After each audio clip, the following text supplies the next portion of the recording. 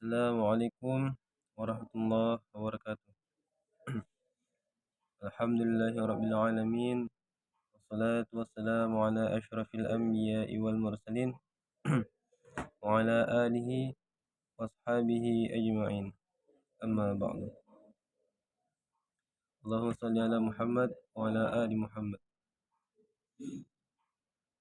Baiklah, yang pertama-tama marilah kita bersyukur atas kehadirat Allah Subhanahu wa taala yang mana sampai detik ini Allah Subhanahu wa taala masih memberikan kita nikmat kehidupan atau nikmat untuk bernafas, serta kita masih berikan nikmat iman dan ihsan, sehingga masih ada keimanan kita, kepercayaan kita kepada Allah, bahwasannya hanya Allah lah Tuhan yang patut disembah.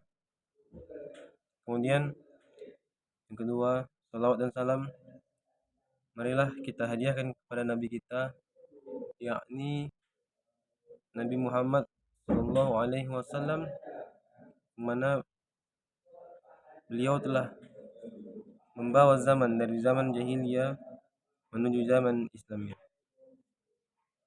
dengan mengucapkan Allahumma salli ala Muhammad wa ala ali Muhammad.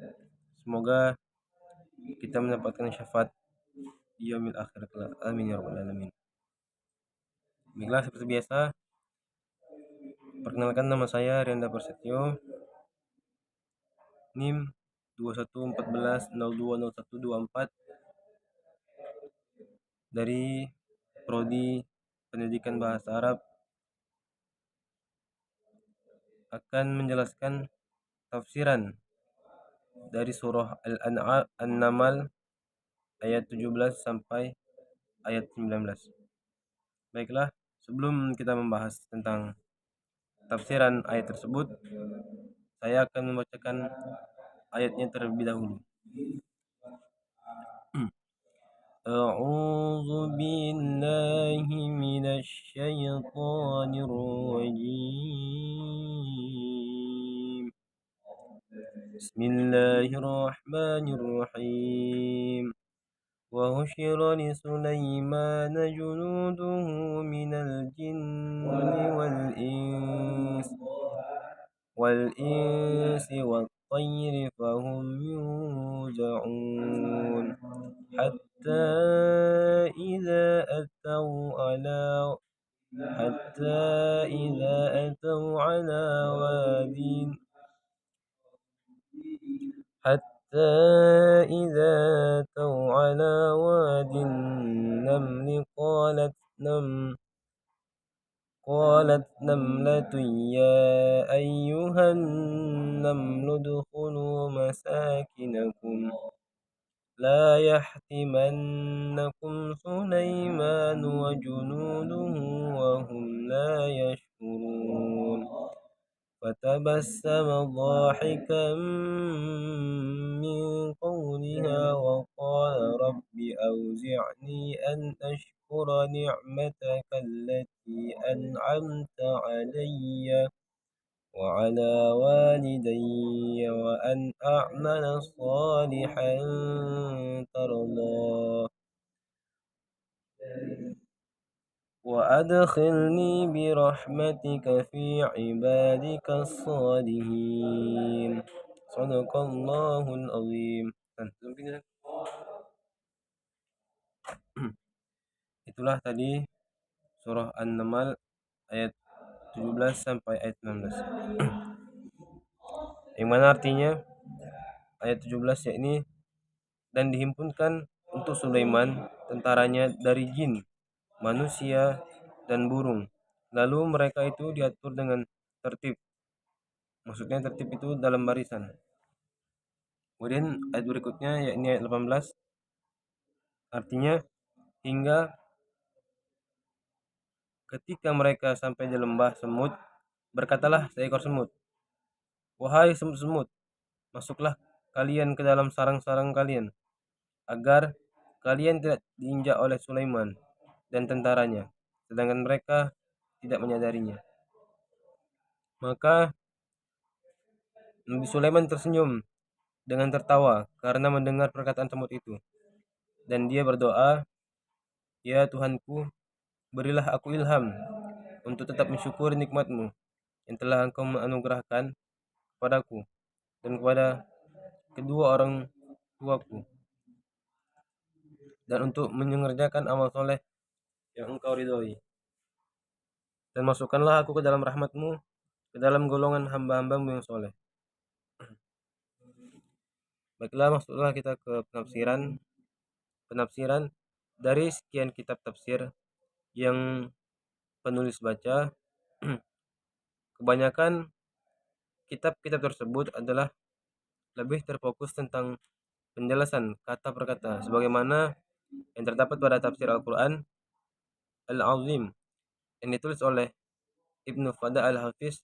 Ibnu Katsir menafsirkan potongan ayat wa husyira li Sulaimana junudahu minal jinni wal insi wat thair, dengan keadaan pasukan Nabi Sulaiman yang terdiri dari bangsa jin, manusia, dan burung-burung. Pasukan manusia berada di depan, kemudian diikuti oleh pasukan jin. Selanjutnya, burung-burung berada di atas kepala mereka sebagai pelindung dari panas teriknya matahari.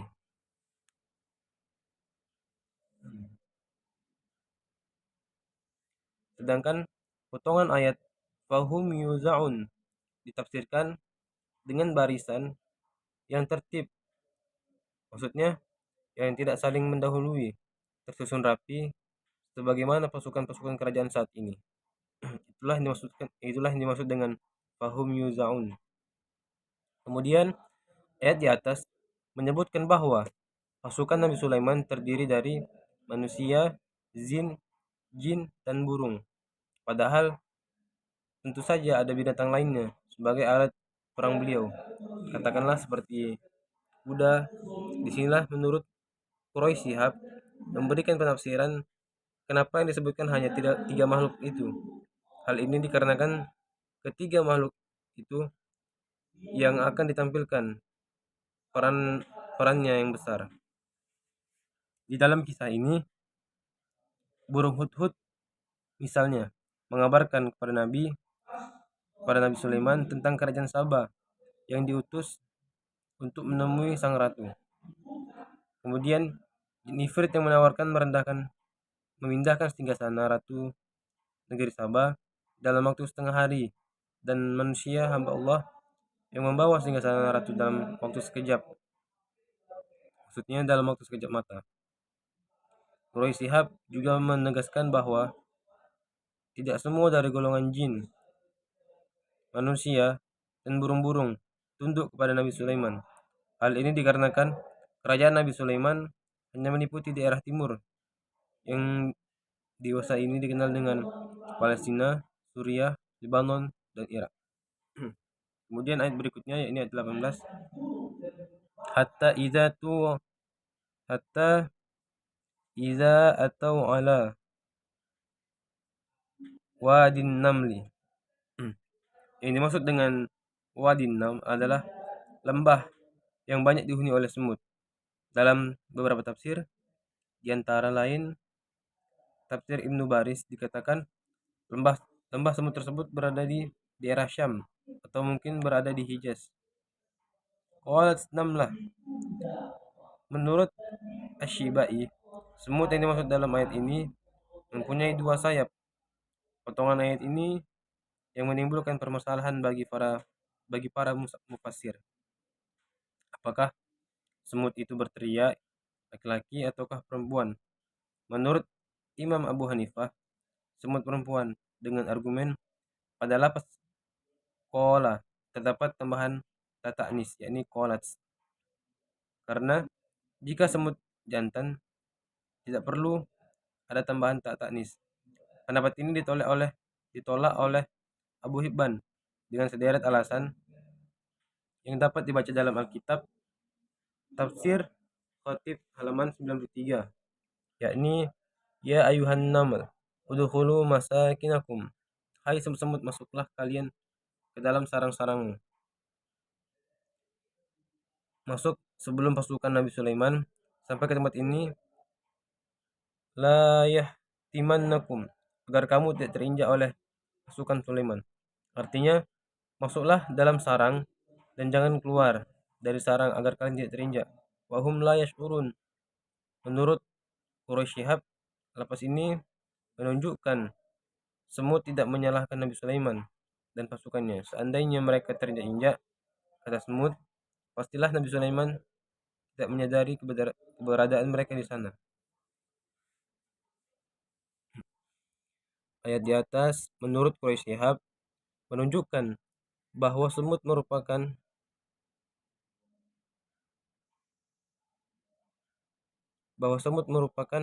hewan yang hidup bermasyarakat dan berkelompok. Hewan ini mempunyai etos kerja yang tinggi dan sikap kehati-hatian yang luar biasa. Kemudian, keunikan yang lain yang dimiliki oleh semut adalah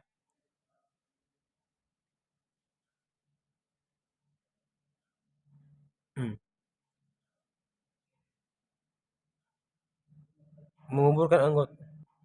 Keunikan yang lain yang dimiliki oleh semut adalah menguburkan anggotanya yang mati. Itu merupakan keistimewaan semut yang terungkap melalui penelitian ilmuwan. Dalam tafsir Ibnu Baris disebutkan bahwasannya semut merupakan hewan yang memiliki rasa sosial dan solidaritas yang tinggi. Mereka tidak egois dan tidak mementingkan kepentingan diri sendiri. Kemudian ayat terakhir, yakni ayat 19, Fatabassam, maka Sulaiman tersenyum. Senyum merupakan gerak ekspresif tanpa suara untuk menunjukkan rasa gembira dan rasa senang dengan mengembangkan bibir ala kadarnya. Dohikan, tersenyum dengan disertai suara baik, suara yang kecil maupun suara yang meledak-ledak. Potongan ayat ini bermaksud menggambarkan bahwa Nabi Sulaiman tertawa. Nabi Sulaiman bukanlah tawa yang disertai dengan suara, tetapi hampir saja senyum beliau itu disertai dengan suara. Ayat ini juga menunjukkan agama tidak melarang seseorang untuk tertawa. Nabi Muhammad pun tertawa sampai terlihat gigi geraham beliau. Yang dilarang dalam agama adalah menjadikan hidup seluruhnya canda tawa tanpa memikirkan hal-hal yang serius. Auzi'ni an ashkura ni'mataka allati an'amta 'alayya wa 'ala walidayya. Dan diilhamkan kepadaku untuk mensyukuri nikmat yang telah engkau berikan kepadaku, dan antara nikmat itu adalah mengetahui pembicaraan burung dan hewan-hewan, dan bersyukur atas nikmat yang diberikan kepada orang tuaku berupa nikmat Islam dan iman. Mengutip dari kitab Al-Misbah, ayat ini secara tidak langsung membantah tuduhan negatif terhadap ibu Nabi Sulaiman. Dalam perjanjian lama disebutkan bahwa ibu Nabi Sulaiman pernah melakukan hubungan dengan Nabi Daud semasa hidup suaminya yang pertama, yaitu Oria. A'malu sholihan tardoh, yakni perbuatan yang engkau sukai dan engkau ridhoi.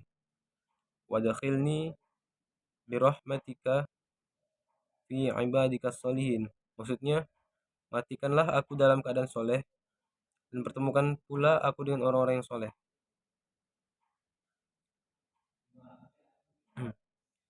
Kemudian pengembangan penafsiran. Wa husyira li Sulaimana junuduhu minal jinni wal insi wat tayri fahum yuzaun. Ayat ini menunjukkan jika ingin negara yang kuat sebagaimana yang dimiliki oleh Nabi Sulaiman, maka perhatikan dan perkuat aspek militer, baik angkatan darat maupun angkatan udara yang disebutkan dengan burung-burung. Dalam ayat ini kita beranggapan kenapa angkatan laut tidak diibaratkan dalam ayat tersebut. Menurut penulis, hal ini dikarenakan kerajaan Nabi Sulaiman saat itu jauh dari laut, sehingga ketika itu angkatan laut tidak dibutuhkan. Kemudian ayat 18, ayat ini mengisyaratkan untuk selalu waspada dalam menghadapi musibah, Seekor semut yang berteriak mengingatkan kaumnya untuk menyelamatkan diri dari injakan pasukan Nabi Sulaiman. Jika ditarik pada zaman sekarang, tak ubahnya badan meteorologi atau lembaga semacamnya yang mampu memprediksi gunung meletus, hujan deras yang memungkinkan banjir dan lain sebagainya. Kemudian ayat terakhir, yakni ayat ini memberikan contoh seorang pemimpin. Maka Nabi Sulaiman tersenyum. Penggalan ayat ini menunjukkan seorang pemimpin harus responsif terhadap penderitaan dan keluhan rakyat kecil. Sikap lain yang tercermin dalam ayat ini adalah seorang pemimpin harus mempunyai perangai yang baik dan selalu berusaha melakukan perbuatan baik. Kata Auzi ini disambungkan dengan an-a'mal sholihan, menunjukkan seorang pemimpin harus selalu berkomunikasi dan konsultasi dengan pemimpin yang lain agar kebijakan yang diambil menjadi kebijakan yang baik. Mungkin hanya inilah yang dapat saya sampaikan pada kesempatan kali ini. Apabila ada kata-kata yang salah, saya mohon maaf. Billahi taufiq wal hidayah. Wassalamualaikum warahmatullahi wabarakatuh.